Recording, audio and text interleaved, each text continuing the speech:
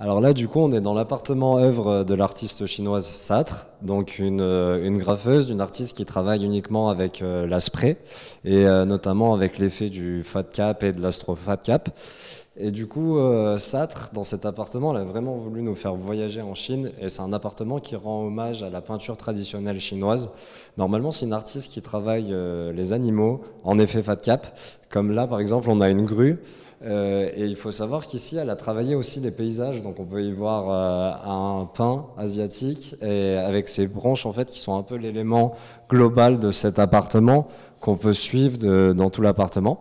Et sa spécialité, ça reste quand même les animaux, donc ce dans quoi elle excelle. Je vous invite quand même à venir voir ce superbe jaguar avec une magnifique fleur asiatique.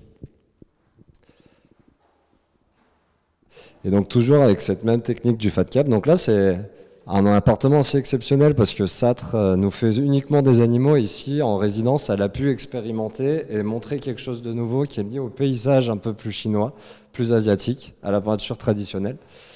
Là on a un animal qui rend hommage à la ville de Rieux-la-Pape parce que c'est une buse et dans la ville de Rieux on a un couple de buses qui volent au-dessus de la ville.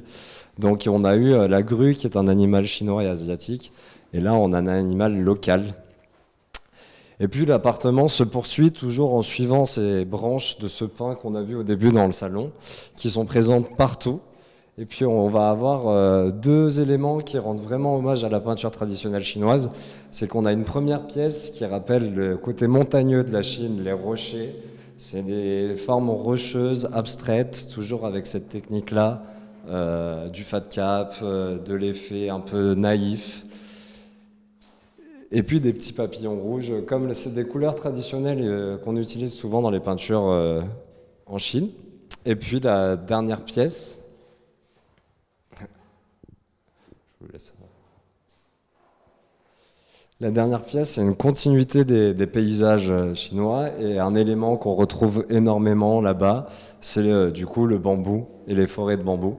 Donc je vous laisse apprécier le travail technique de l'artiste.